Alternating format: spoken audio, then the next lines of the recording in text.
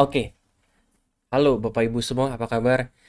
Jadi di video kali ini saya akan saya akan bantu jelasin terkait yang lagi rame di market di grup-grup saham, yaitu eh, tentang papan pemantauan khusus. Apa itu papan pemantauan khusus? Mudahnya, dulu kita kenal namanya tato-tato emiten, ada notasi khusus, ada daftar pemantauan khusus. Nah, sekarang daftar pemantauan khusus atau notasi khusus ini itu dijadiin papan. Jadi kalau sebelumnya cuma list notasi khusus, sekarang yang punya notasi-notasi tersebut itu jadi sebuah papan perdagangan baru, kurang lebih seperti itu. Efeknya apa, Pak? Efeknya apa? Efek yang paling signifikan yang mungkin teman-teman akan rasakan itu adalah harga terendahnya itu bisa di bawah Rp50 per lembar saham. Di mana biasanya yang harga saham yang bisa di bawah 50 itu kan hanya saham akselerasi gitu kan. Tapi sekarang saham papan pengembangan, saham papan utama itu bisa turun di bawah harga 50 kalau mereka kena notasi tertentu atau mereka masuk ke daftar saham pemantauan khusus gitu kan.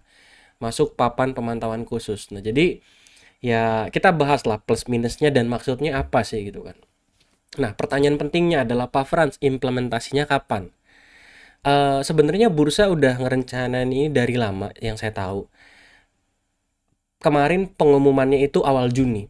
Tapi terus nggak ada pengumuman lagi, tiba-tiba diundur jadi 12 Juni gitu kan.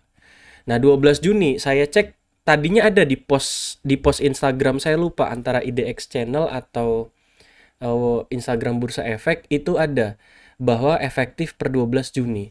Tapi postnya saya cari nggak nemu gitu kan. Postnya saya cari nggak nemu. Dan di website bursa sendiri ada sih efektif per 12 Juni papan pemantauan khusus gitu kan. Udah efektif. Cuma sekali lagi minim informasi gitu. Informasinya saya pun nggak dapat informasi yang banyak apakah ini valid akan efektif 12 atau tidak gitu kan. Seperti itu.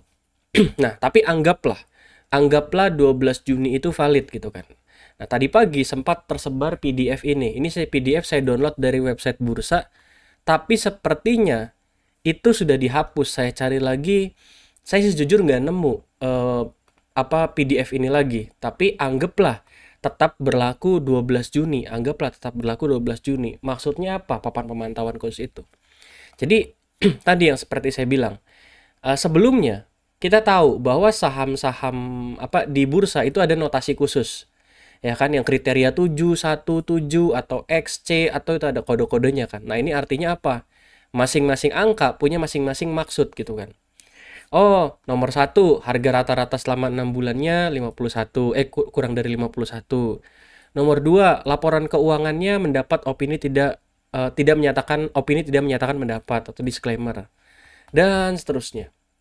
Jadi ada beberapa notasi, ada beberapa kriteria notasi sehingga emiten itu bisa masuk papan pemantauan khusus gitu kan. Nah, ini kita lihat contoh. Contoh Sril.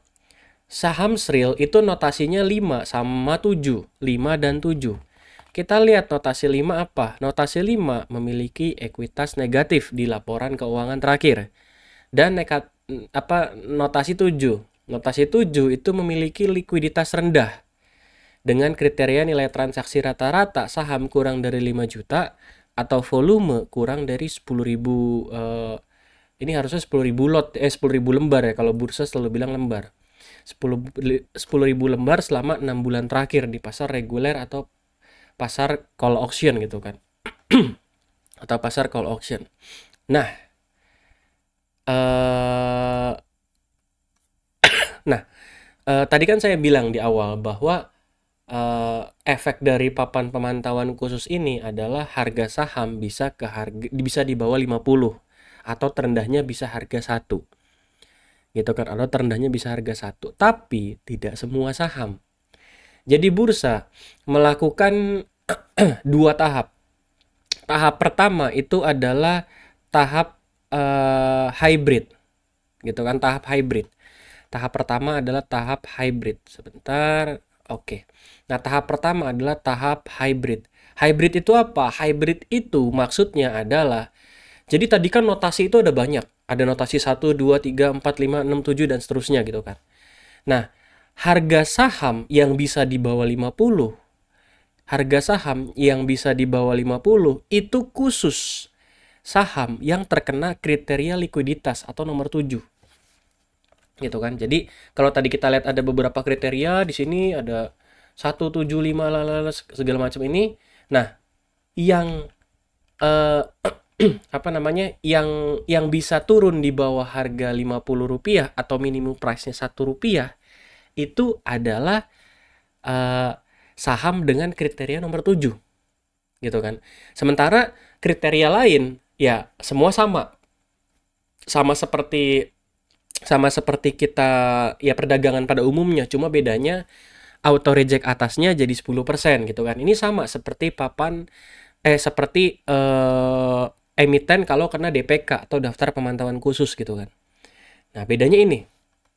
Dan bedanya kalau kita terkena notasi 7, kalau emitennya terkena notasi 7, itu metode perdagangannya adalah call auction. Call auction itu mudahnya adalah seperti kita pre-opening atau seperti kita pre-closing. Yang kita masukin harga, masukin volume, nanti terbentuk harga closing yang ada IF itu kan, ada IF, sistem IF itu. Seperti itu. Dan sesinya cuma 2 kali. Kalau yang non nomor 7 itu seperti perdagangan biasa, ada bid offer. Tapi kalau sesi yang ini, jadi apa ya? Ya mirip kayak kita cuma trading di closing doang, cuma rentan waktunya lebih panjang gitu kan. Nanti prakteknya mungkin waktu udah kejadian, kalau sekarang kita agak susah gitu. Nah, minimum price cukup jelas. Nah, auto rejectionnya, kalau yang terkena likuiditas nomor 7, auto rejectionnya itu adalah 10% sama.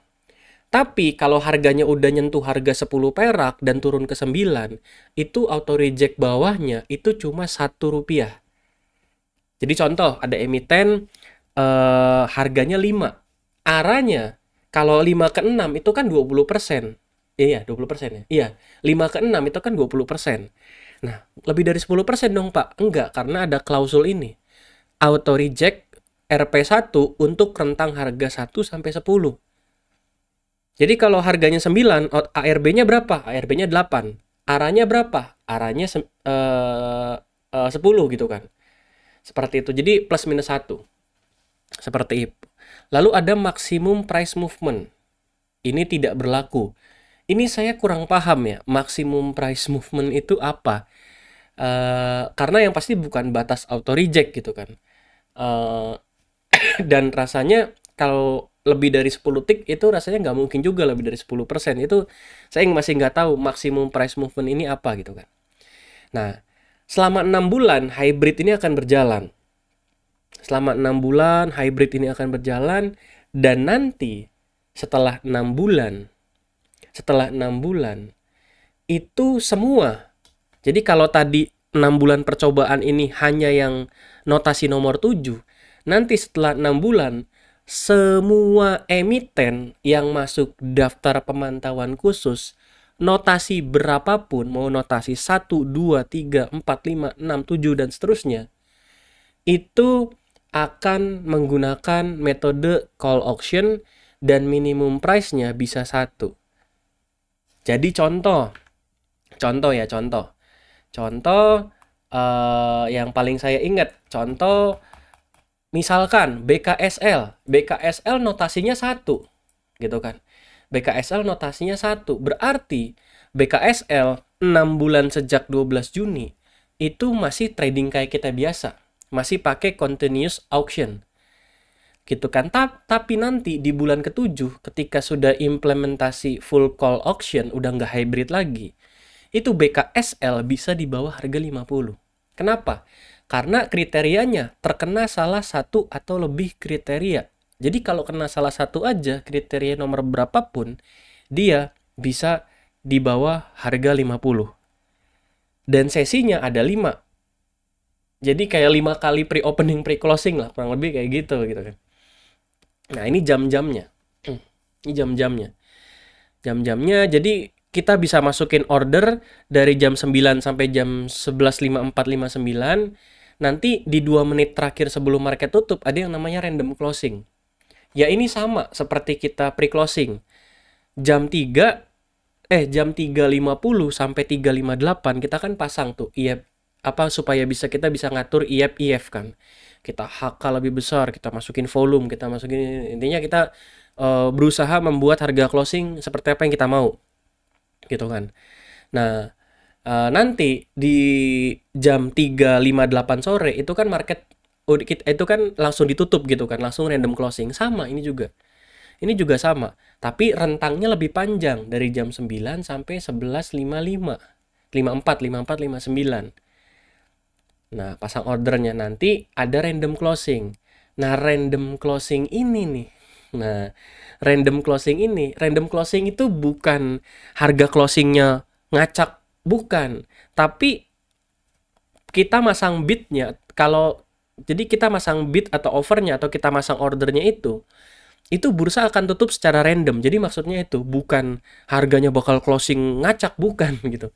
Bukan seperti itu salah kaprah kalau ada yang jelasin kayak gitu. Tapi kesempatan kita buat masukin orderan itu akan di closingnya ya antara 53 sampai atau 2 menit terakhir ini. Di detik keberapa nggak tahu, di menit keberapa nggak tahu. Itu katanya algoritma atau sistemnya bursa lah dan seterusnya. Seperti itu. Ini Senin sampai Kamis, ini Jumat. Dan post trading ini apa? Post trading ini biasanya kita bisa jualan tapi di harga last price.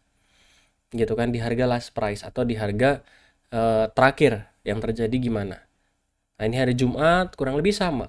Jadi ada 3 fase. Pertama order collection, sama seperti kita input jam 3.50 sore sampai jam 3.58 sore. Ada random closing, ini pun sama seperti random closing jam 3.58 sampai jam 4 sore. Nanti sisanya baru post ordernya post tradingnya ada di jam 4. Sama, ini sama persis seperti seperti IF gitu ya. Nah, harusnya metodenya pun sama, pakai IF untuk call option ini. Gitu kan, harusnya metodenya sama, pakai IF. Jujur saya belum terlalu paham gimana cara untuk ngatur IF. Saya pernah nyoba beberapa kali. Ada saham-saham kecil saya coba masukin IF, saya coba masukin harganya lebih besar, bener IF-nya loncat gitu kan. Loncat 5 tik sejumlah lot yang saya makan. Tapi ada beberapa kasus saya coba kadang gagal juga, mungkin karena ada lawannya juga. Nah, ini saya masih riset gitu kan. Tapi nanti pasti saya kasih ke Bapak Ibu kalau saya udah nemuin nih celahnya IF ini. Gitu kan. Nah, terus saham apa aja Pak Frans yang ada notasi 7 gitu kan. Nah, ini adalah list saham yang ada notasi 7. Ada banyak lah. Cuma saya nggak tulis mana yang masih suspend, mana yang tidak. Karena saya tidak hafal gitu kan. Dan nggak mungkin saya bukain satu-satu, ini suspend nggak, ini suspend nggak. Bapak Ibu silakan riset sendiri gitu. Nah, jadi contoh, misalkan nanti hari Senin, itu saham apa ya yang nggak suspend? Saya nggak tahu soalnya. Contoh. Misalkan IIKP nggak suspend nih, harganya 50. Nah, nanti mungkin besok Senin, kalau jadi diimplementasikan itu IKP bisa di bawah harga 50. Seperti itu. Nah, ini kurang lebih sahamnya ada 101 yang punya kriteria nomor 7. Kapan kriterianya keluar? Nah, itu ada penilaiannya sendiri dari bursa. Biasanya ada periodiknya. Seperti itu. Gitu Bapak Ibu. Nah, jadi gimana Pak Frans? Papan pemantauan khusus ini menurut Pak Frans bagus atau tidak, gitu kan, bagus atau tidak. Kalau dari saya ini pedang bermata dua. Satu sisi kita punya harga 50 bisa exit, maksudnya kita bisa kesempatan jual lah. Yang nomor 2 adalah pisau bermata duanya adalah kesempatan jual kita sangat kecil. Kenapa? Karena kalau pakai sistem IF lah yang duluan atau yang bisa ngebentuk harga sampai ARB itu yang punya banyak barang, which is kalau ada perusahaan yang udah menjelang mau pilot misalkan ya di Bursa Efek Indonesia kayaknya mah nggak ada. Misalkan ada yang mau pilot, pengendalinya tahu, Ya udah dia keluarin dulu aja. Dia sikat dulu aja 50 terus turun, ARB 45 turun, ARB 44 turun, turun lagi ARBN terus gitu. Dia pokoknya lempar barang terus gitu. Iya, jadi supaya IAP-nya ARB terus. Ya, yang penting jadi duit lah intinya gitu kan. Intinya yang penting jadi duit. Nah, kalau ada yang seperti ini, ya mohon maaf, investor retail kena getahnya lagi gitu kan.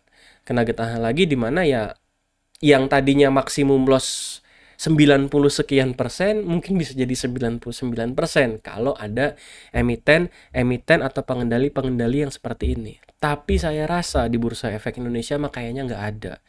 Bagus semua gitu perusahaannya gitu. Tapi ya ini pisau bermata duanya gitu.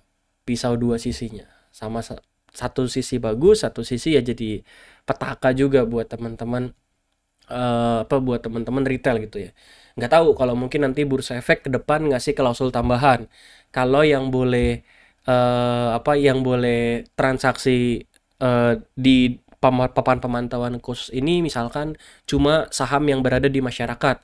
Kalau saham pengendali nggak boleh gitu kan. Itu kan masih lebih fair gitu. Investor retail terlindungi. Cuma kalau nggak diatur ya tadi yang seperti saya bilang, kalau perusahaan atau pengendali niatnya busuk mau cabut dan yang penting jadi duit gitu, perusahaan udah nggak ada isinya, ya mereka tinggal buang-buang terus aja gitu.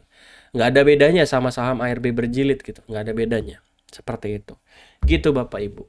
Oke, saya rasa cukup jelas, semoga bermanfaat. Jangan lu dan satu lagi ya, ini masih tentatif karena dari sekuritas pun belum ngasih pengumuman, dari bursa pun ngasih PDF di website bursa, udah hilang PDF-nya gitu kan.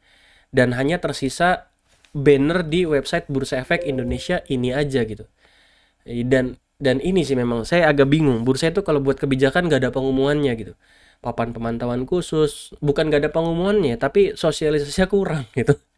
Sosialisasinya kurang. Mungkin mereka sosialisasi ke anggota bursa atau sekuritas, berharap sekuritasnya mensosialisasikan ke nasabah, tapi sayangnya kurang jelas juga gitu. Ya semoga komunikasinya bisa lebih jelas lah.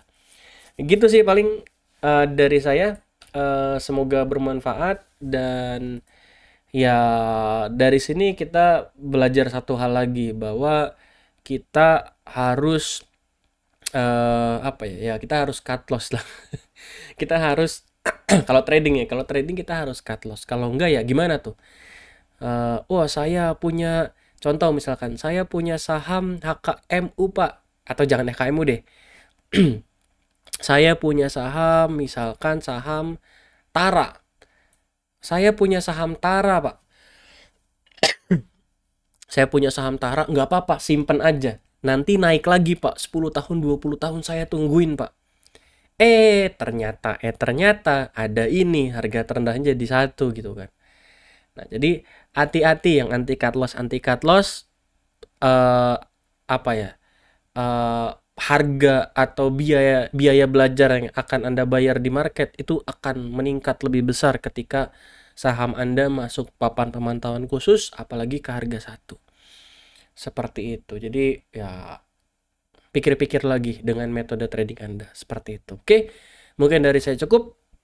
Semoga bermanfaat dan sampai kita ketemu di video selanjutnya ya. Selamat malam. Sampai kita nonton Liga Champion final gitu kan. Thank you semuanya.